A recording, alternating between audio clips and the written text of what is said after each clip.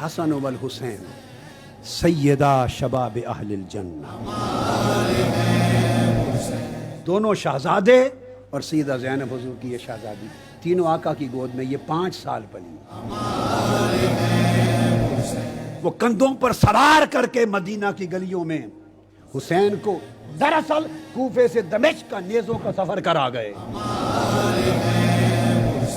फरमाया उम्मे सलमा, ये जिब्राइल अमीन ने मैदान करबला की मट्टी ला के मुझे दी है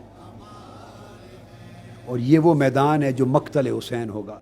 देखिए पैगाम इंसानियत में जिक्र शहादत हजरत हुसैन रजी अल्लाह ताला अन्हु के मौजू पर डॉक्टर ताहिरुल कादरी का खसूसी बयान 9 मुहर्रमुल हराम की शब 7:05 पर सिर्फ नियो न्यूज पर।